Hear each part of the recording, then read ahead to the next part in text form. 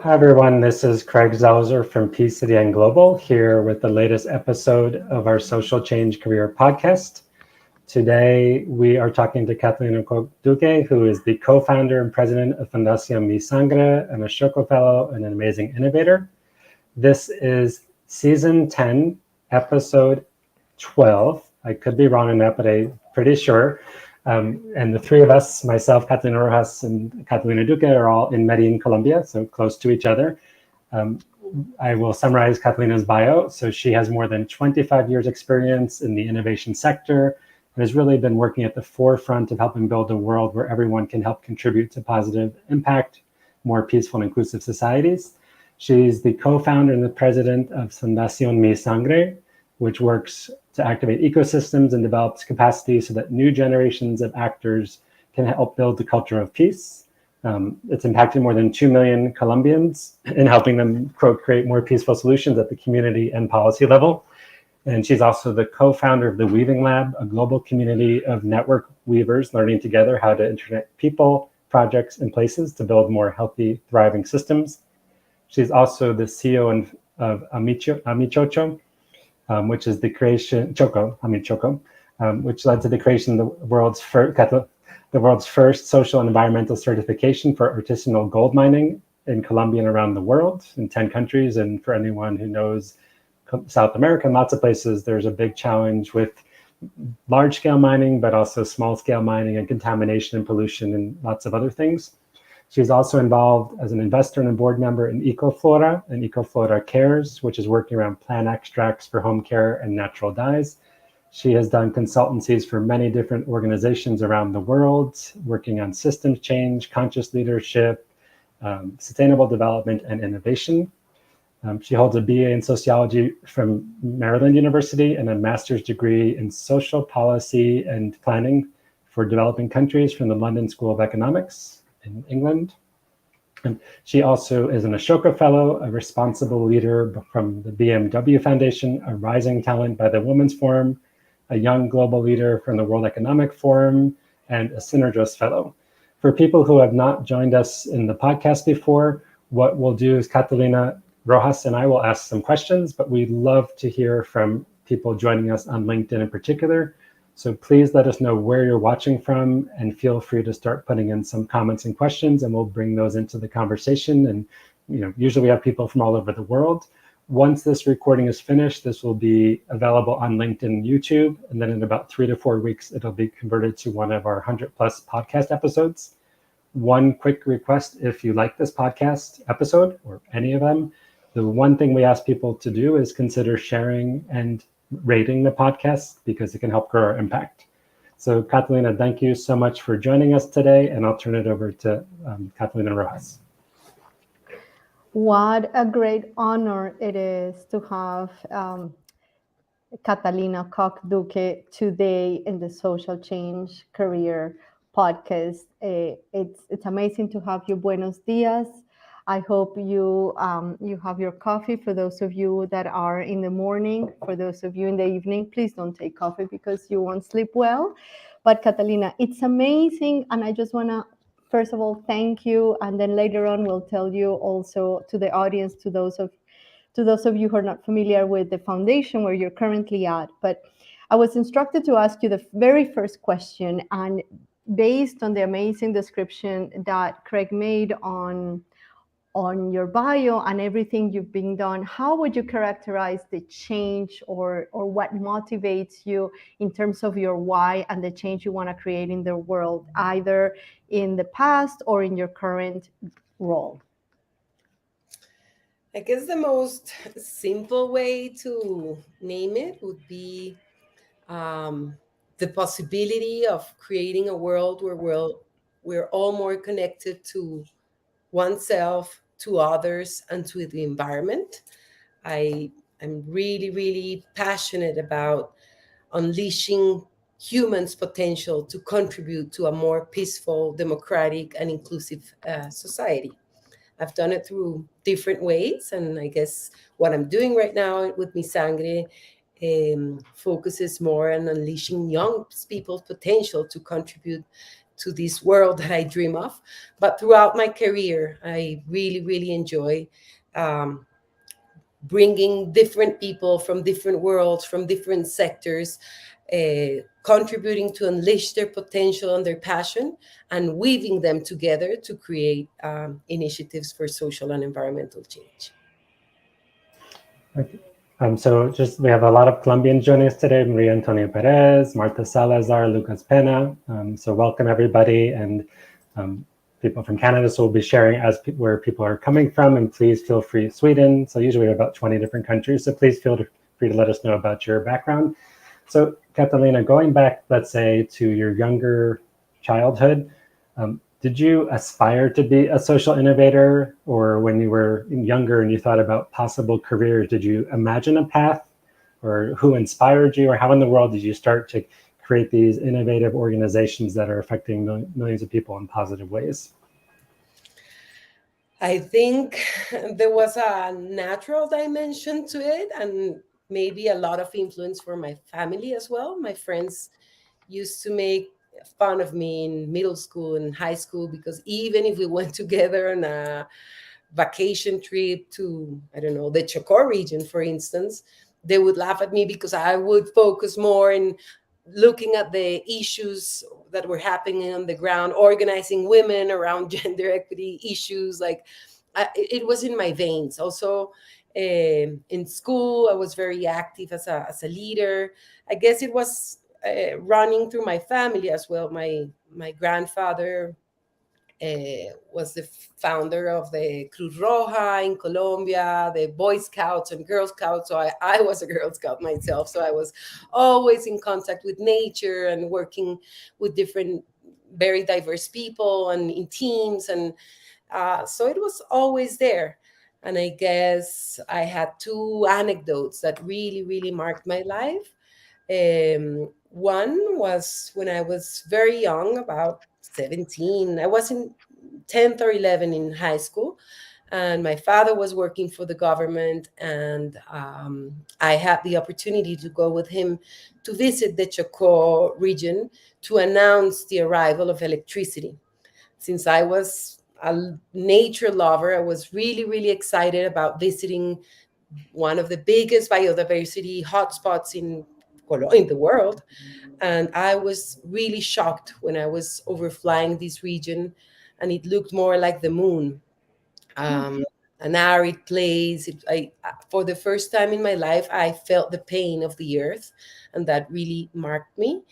And then when we arrived, there was a huge manifestation against electricity, which also blew my mind. Like I didn't understand how could a community go against them. They had really solid and valid arguments from their perspective. They said that electricity would bring, sorry, white people's evil, television, etc., and that they really wanted to maintain their rotatory systems, etc. And I guess this life-changing experience really marked my life, and I guess it influenced also in going to study sociology and getting into the social dimension. Well, Catalina, I think I resonate with your story. Not only do we have the same Colombian name, and if people in the audience, and by the way, thank you for joining today, and from Toronto to Sweden to everywhere you are. And we have questions prepared, but we believe that your questions are actually cooler than ours. But before I ask the question, and Craig, let me just say this, that not only do we share the name, but I feel I resonate with your story of Chocó, because my father and I grew up in middle class. In the other many earlier episodes, I talk about how I felt my privilege all the time, being the biggest motivator for me to being surrounded with all the constraints that I saw people. But in my household, it was a middle class household, but my father also took me traveling to the region of Tumaco, Nariño. And like you said, it could have been another planet, just to see how people live. And I think that there are certain things in life that early on that your parents do that mark what you're going to do without knowing. Because once I was there in Tumaco, seeing how people live, and Tumaco has a high population of Afro-Colombians, and the poverty conditions, and how women birth kids, and how the umbilical cord was cut with like a simple knife, and the husband was giving the women alcohol to numb the pain. That might as well have been in another planet. And those are images that that motivated a lot of what I wanted to do with my life and how I want to give back. So I now have the tremendous job of linking this with the official questions, which now come in terms of skills. And that's important because we really want to highlight not just your career, but with younger professionals that are watching like now or listening later on, that says, I really want to be like Catalina, not this Catalina, the cool Catalina. I really want to be like her. So let's unpack a little bit in terms of skills. In your career, looking back, what have been the most useful skills that you keep doing regardless of the job or the project? And where did you got them? Was it in school, or was it in like practical life you learned through doing? And in terms of future or recommendation, like if you're talking to professionals that either are starting their career or looking to do social impact, what do you think are the key skills that people should be focusing on, in your opinion? So there's like three questions there. Yes. I'll share a little bit more so I can explain the skills that I've used the most. I think I've always been a social entrepreneur. First, I was around 20 years old, I believe, when I started the first one, which was Fundación Amichocó, but we created Oro Verde, which was the first certification system for ecological mining. It was a beautiful experience because it was actually based on the ancestral knowledge of Afro-Colombian communities who had responsible practices with the environment. For instance, they didn't use mercury. They used plants to separate gold from the soil. They would reforest. Every area intervened as they advanced with the mining. They would reforest. They had sedimentation control. It was really, really, there was a lot of wisdom in there. And based on that ancestral knowledge, we brought scientifics from around the world to develop this certification system, originally called Oro Verde. And they were able to sell this gold internationally with a premium above the international price. This was it started in 96, but the gold started to be sold in 2000, 2001. Fair trade was only beginning, so it was a real innovation at that time.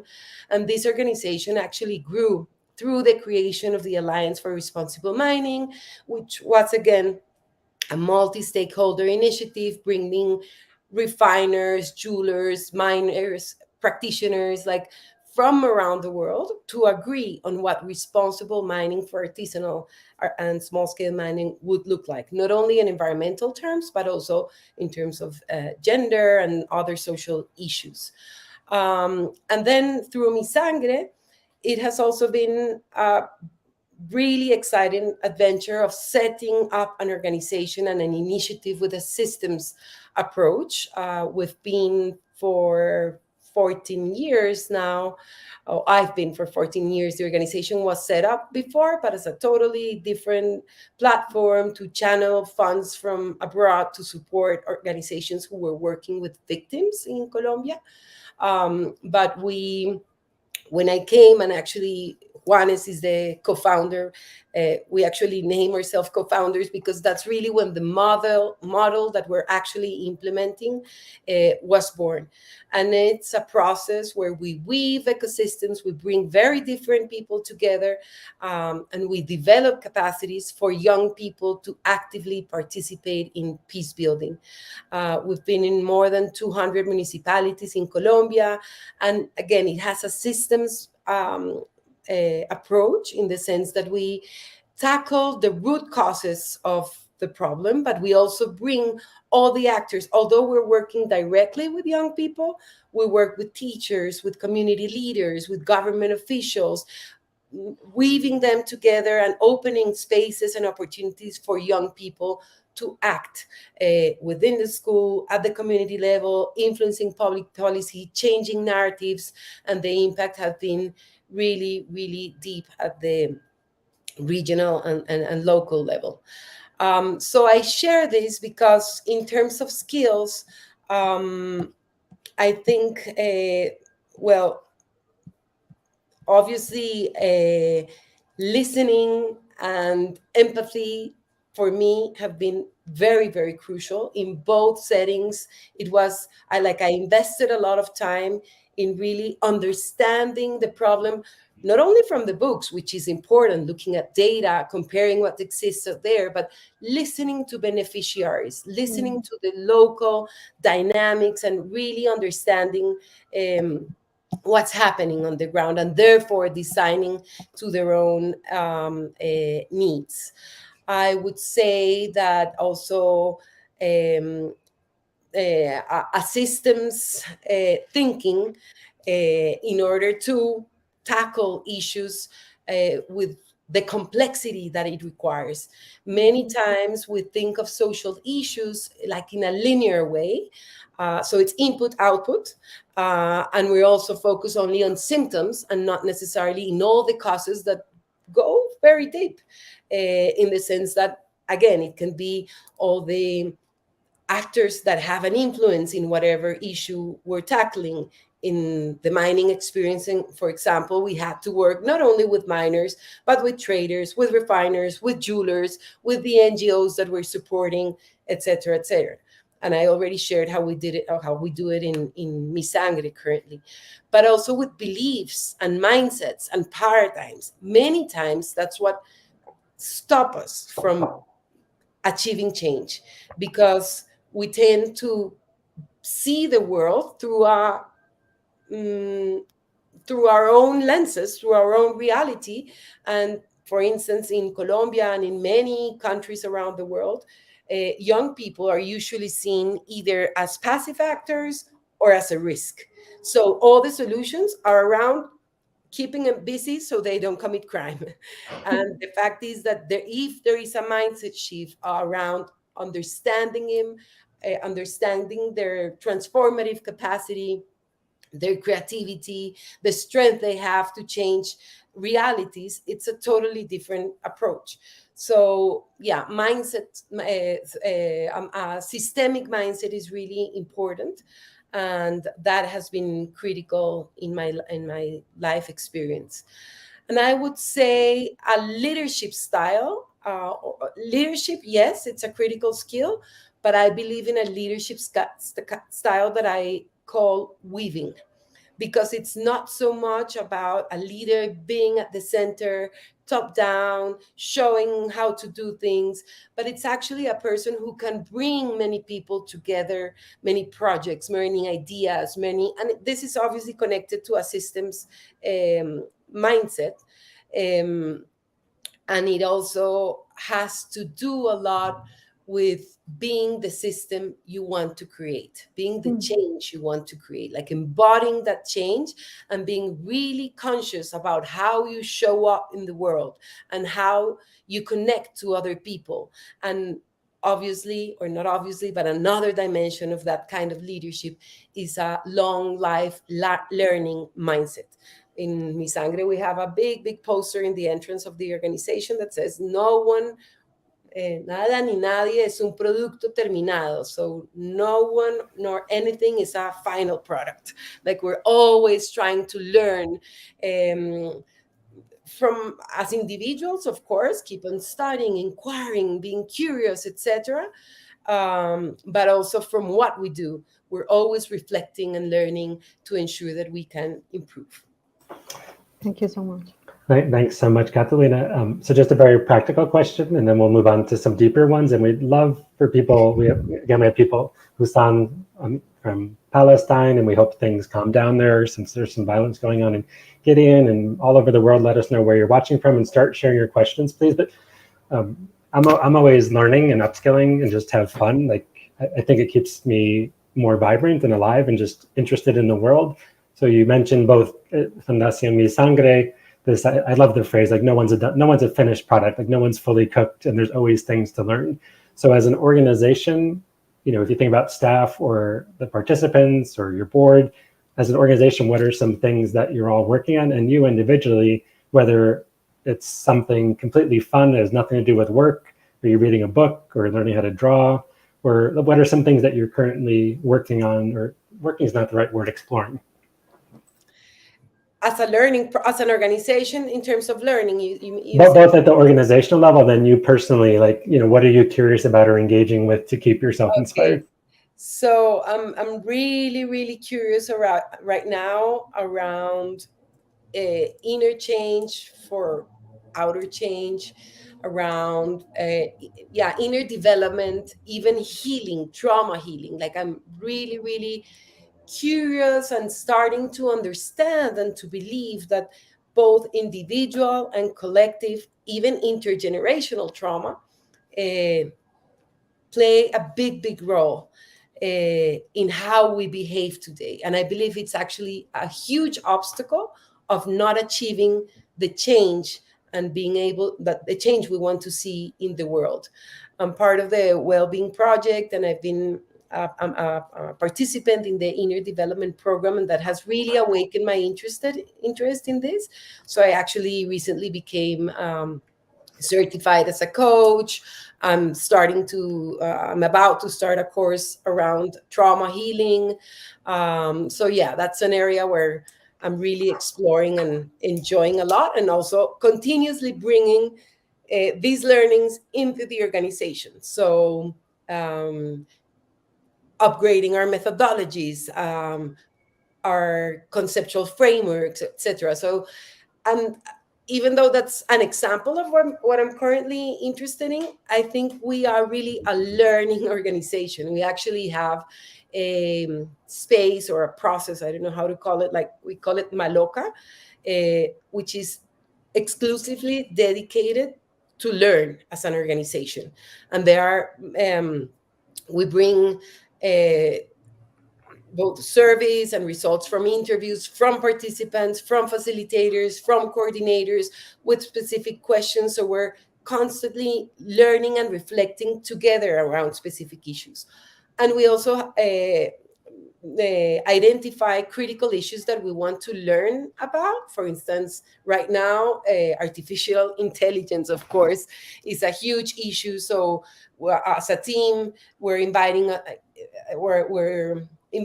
us to read and to explore and to come together, and we're taking short courses, etc., and then reflect together. Okay, how can we use this to improve our impact? What are the risks? What can we do?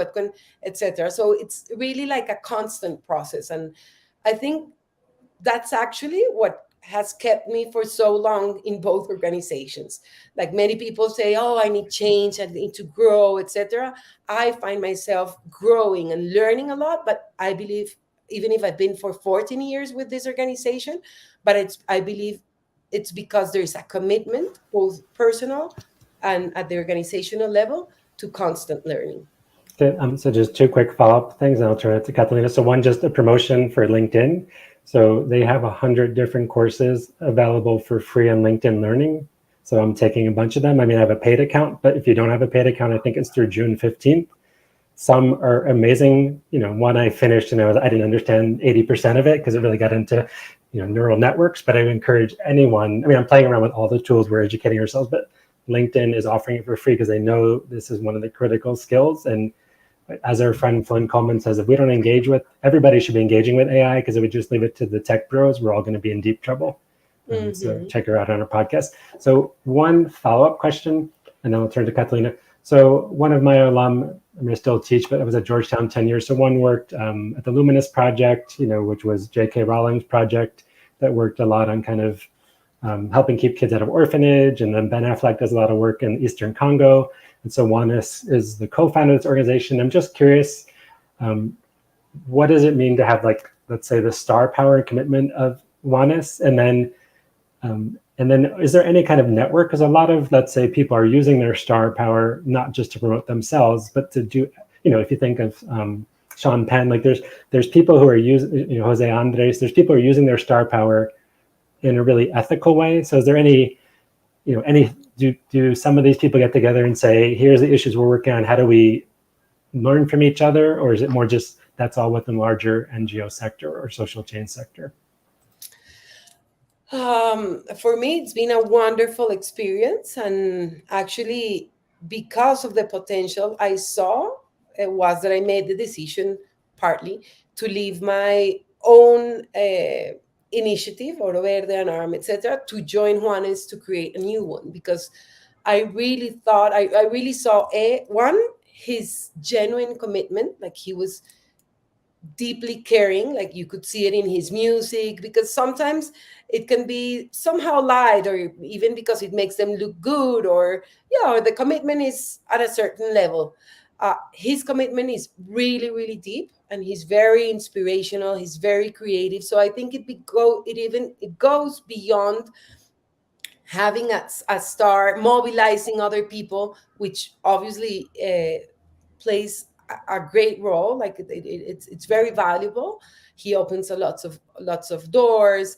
We're invited to certain spaces because he's a celebrity, so it helps us to put our voice out there, to make visible the invisible, not only for the organization but the issues. I think that's even more important, that positioning the organization, which is important because it helps for fundraising as well.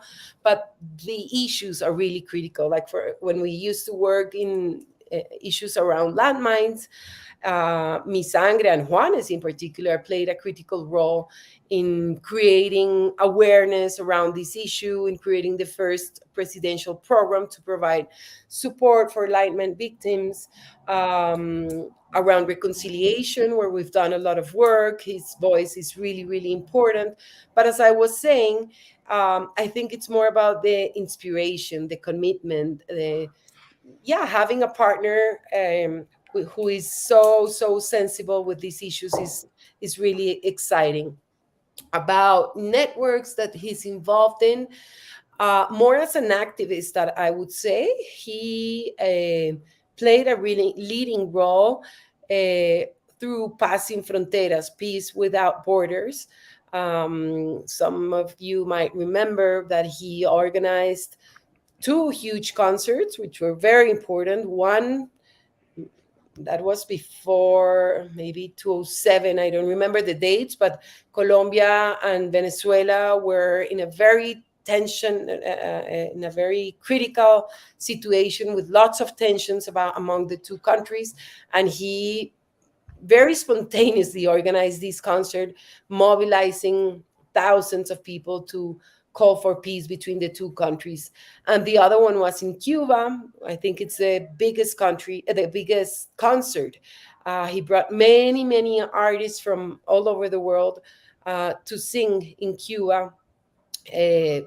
In this concert, Peace Without Borders. So it's more, I would say, as he has done it more as an activist, like bringing various voices to put messages out there. Otherwise, he's not involved in networks like we are, through Ashoka, through the World Economic Forum, through SCOL, but that's more through the organization and through my role as a social entrepreneur. I just wanted to say that, I have to let it out of the, put it in the table, is that as a Colombian, I'm starstruck, because for those of you who don't know Juanes, like, he's a big deal.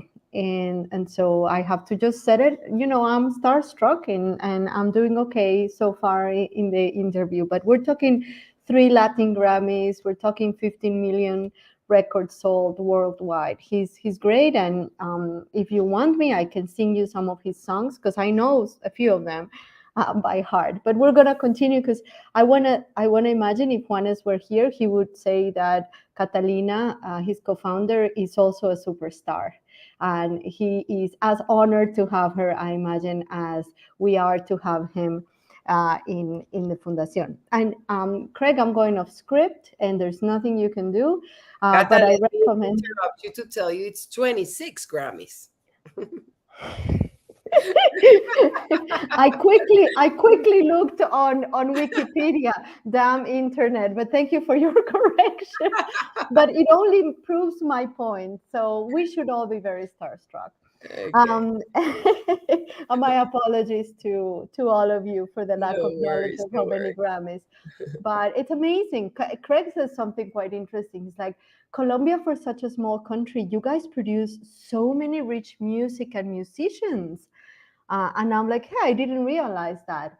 More so, like my thesis director, who told me like civil society engagement in Colombia, it's awfully huge, and that's something that you don't see if you compare similar sized countries. How civil society, sometimes we don't realize the richness of what we have, but yes, in terms of culture and civil society organization and engagement, we are blessed. And I have a question here. Let me get to it. But I want to say, based on the question I asked you, you said two things that were very important. I want to rescue them. One was systemic change. And I've always been a sociologist at heart. I study political science, but I define or identify myself more as a systemic change thinker. And once a sociologist, always a sociologist. I struggle in conflict resolution because it was the approach was too individualistic. And I always fought with it, which is why my dissertation was a passive aggressive way of fighting that and saying we need to look at systems in order to create sustainable solutions. So I love you already, Catalina.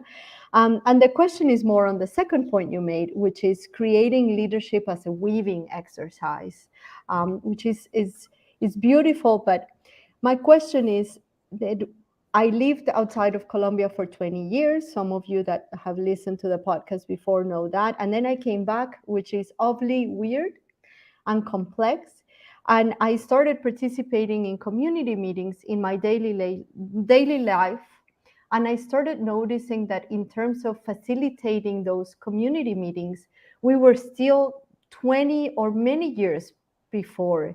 What I mean is that we're still used, and this is not just Colombia. I wonder if listeners in other countries in the global south or wherever you are, but I still saw or was witness to very top down, very long, eternal presentations of one speaker, very little opportunities for people to engage in like dialogue and learning, and very top down authoritative approaches. And you talked about how your foundation look at youth not just as risk or as passive entities, but here is 2023, and I have meetings that last 3 hours where one speaker talks forever.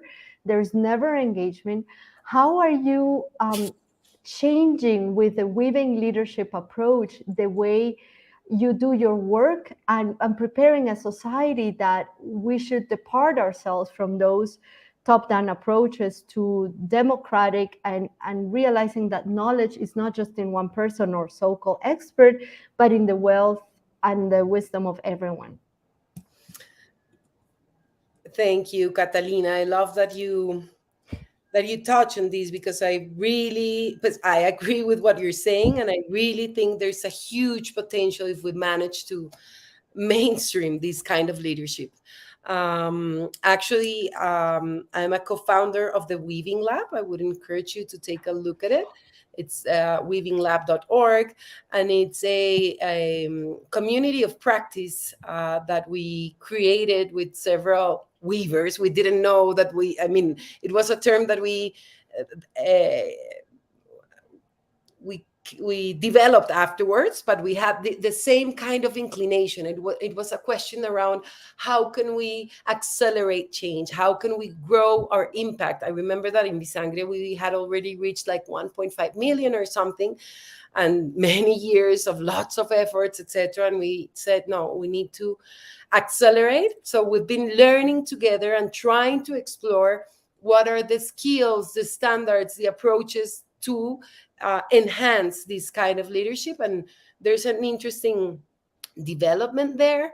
And Mi Sangre has been able to land it in a methodology that I think is very, very powerful.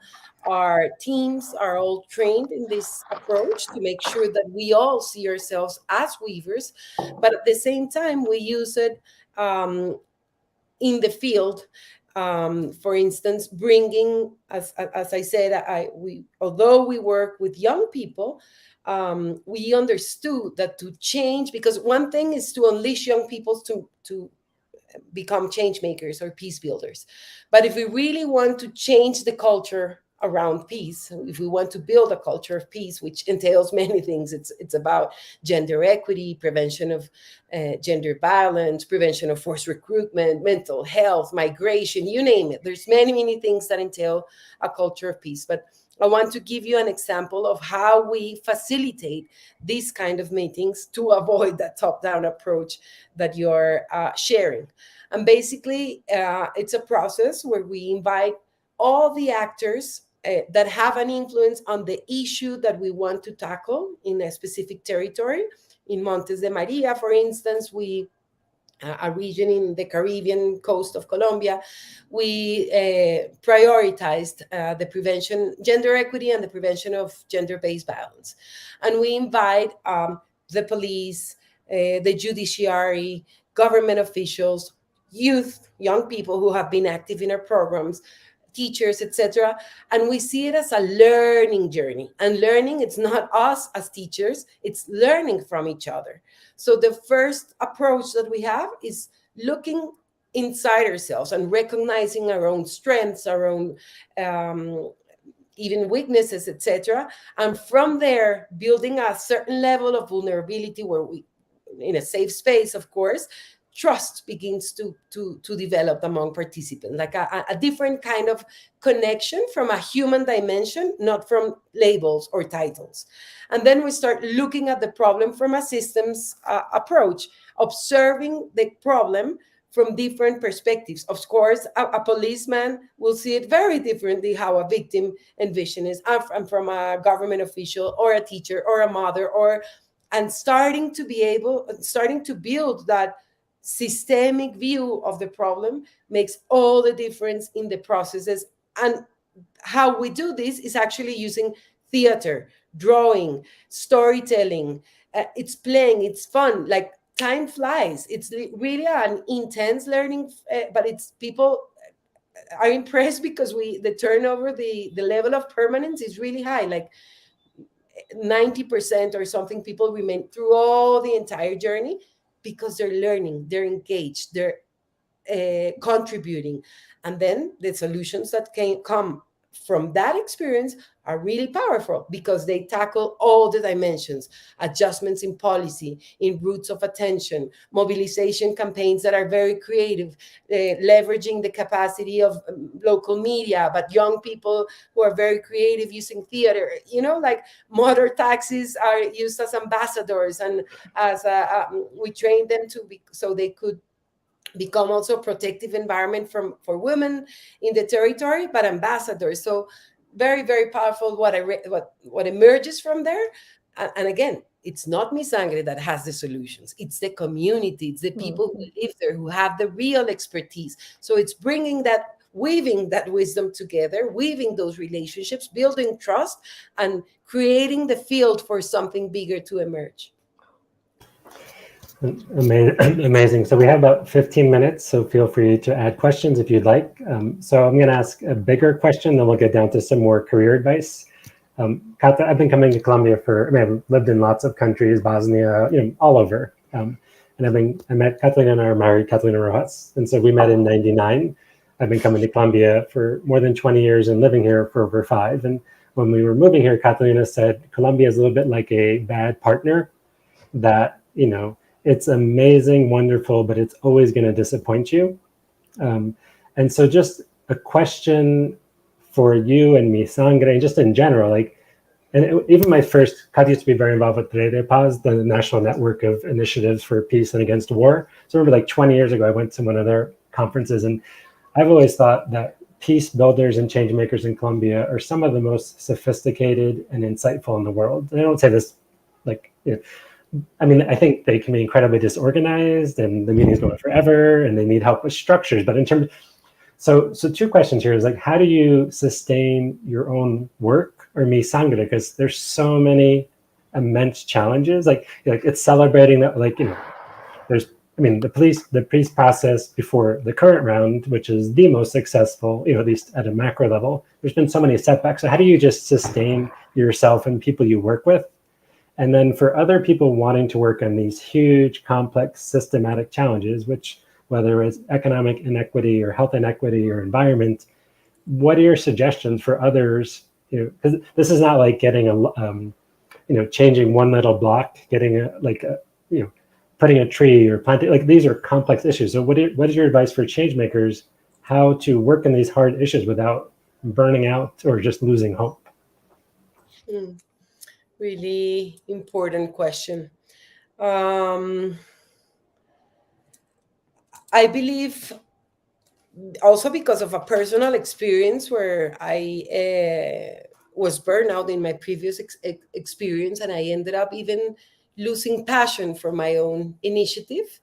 When I started Mi Sangre, I committed myself to develop an organization where well-being was at the heart of it and where joy was at the heart of it, because we're constantly experiencing or seeing and feeling terrible experiences of pain, of grief, of hate, of terror.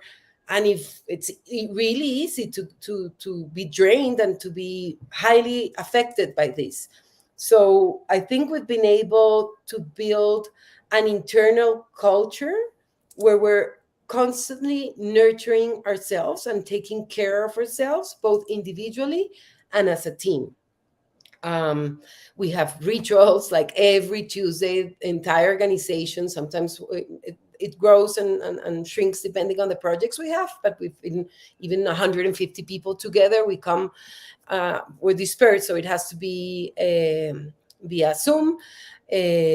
But it's a well-being space. We rotate the facilitation, and it's either around meditation or a creativity game or getting to connect each other as human beings and not as officials working on an organization.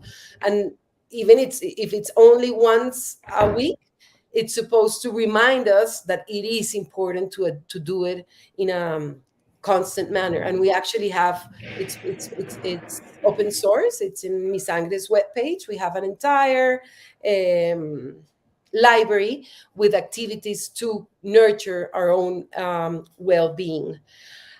Also a lot around principles, like joy is really important for us, having fun, you know, like even in the midst of these difficulties, making sure that we can laugh about simple things, that we bring game and playing.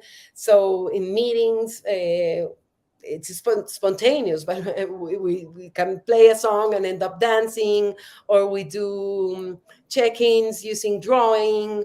And actually, most of our methodologies, like the youth developing methodologies, those to develop social-emotional skills, well, in the different levels that we work with young people, use arts and play and self-care as well. So we experience that inside, like we're very careful in being coherent both inside and outside.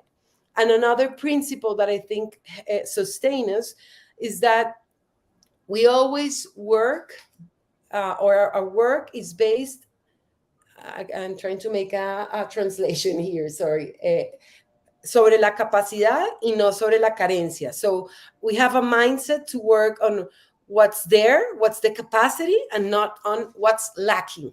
So we always see the potential.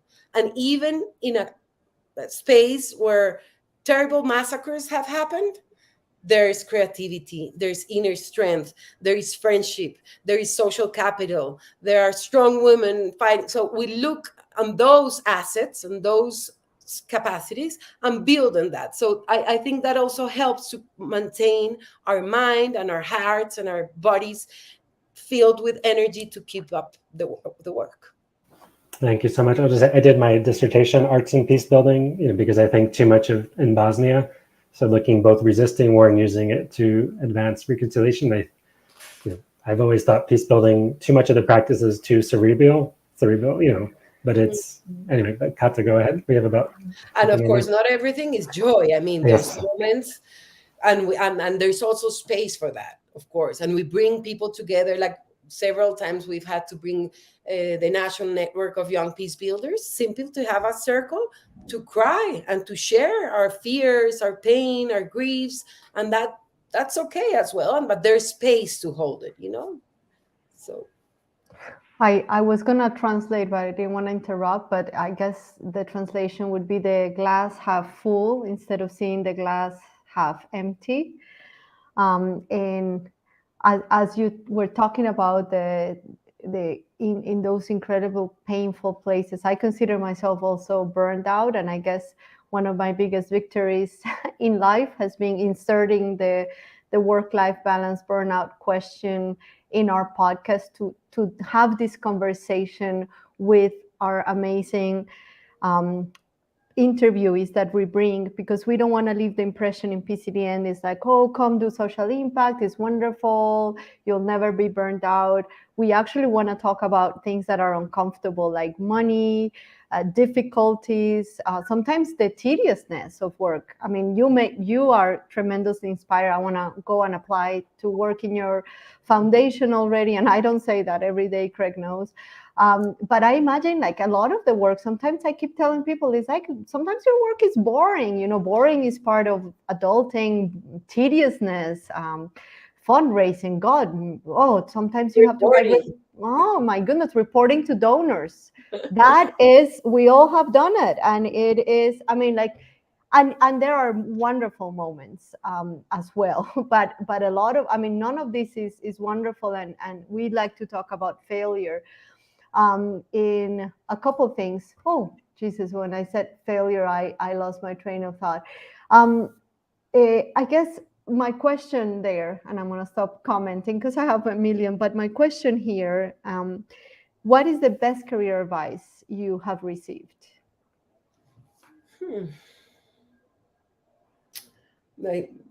I don't know if the best, but it's the first one that came, and I have used it all along my career. It was from my father's, and it's more about the know who than the know how.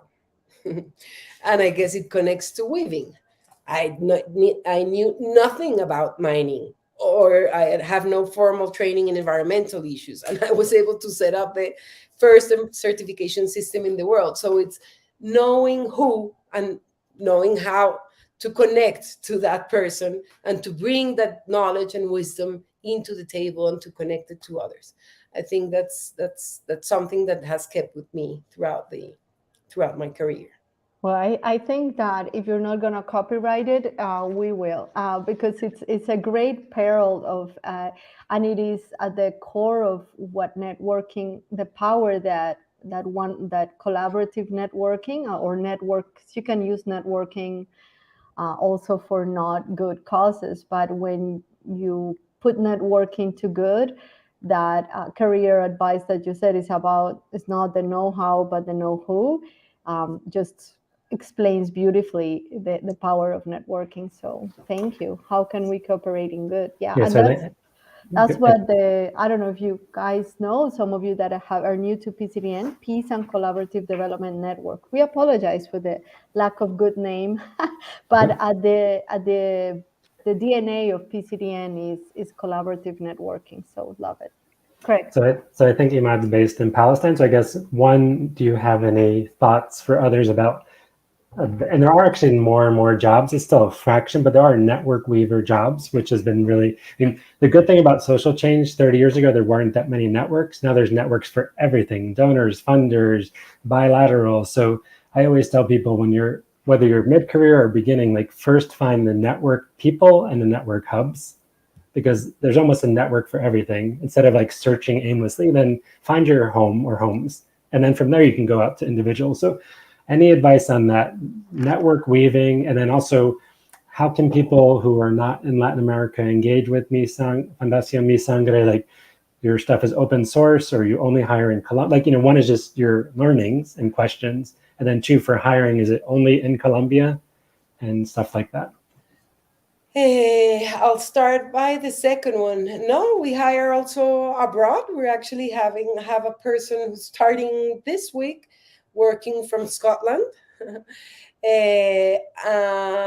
We've transferred our methodologies to South Africa, so we worked for a while there. We collaborated with several people there, and we're looking into expand to other Latin American countries. I'm sure we'll need people in other. We're just in the process of starting. Actually, that's part of the reason why I shifted from CEO to the role I'm playing right now, to think about our growth and our internet and internationalization strategy.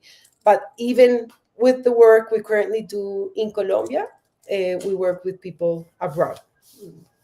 And sorry, the other question was advice around network weaving. Yes. Mhm. I guess I'll build on what I already mentioned, as a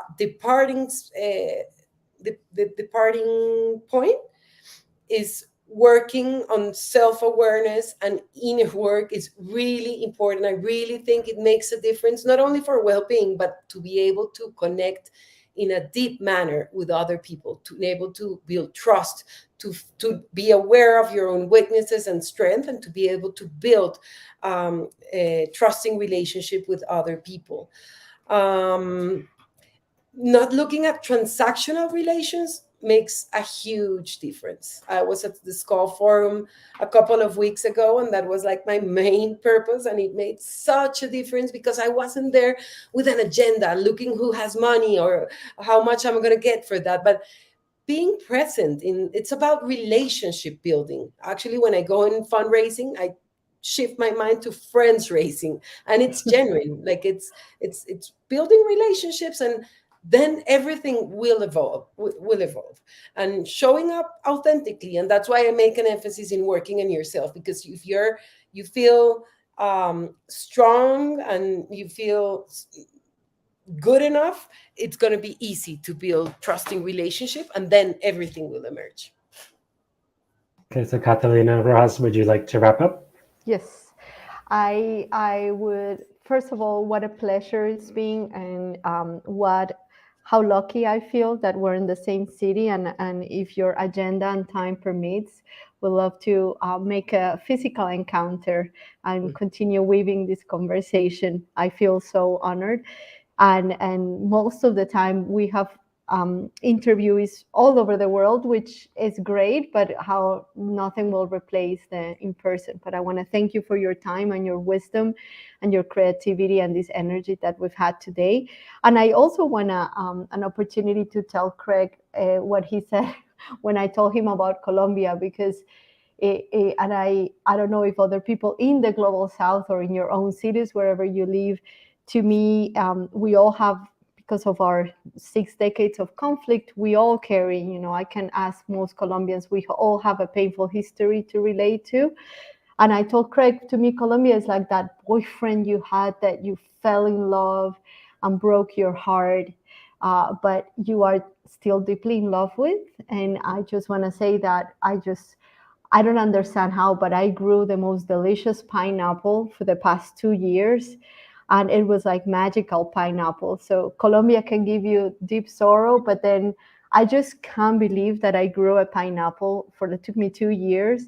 And then that was the sweetest pineapple. So we will continue to cry our pain, but Colombia will never cease to, I mean, just deeply feel in love. And the fact that I can grow a pineapple in my backyard feels like I am the luckiest person on earth. So thank you, Catalina, and thank you everyone Thank you, Catalina. for Thank being you. here. Bye bye.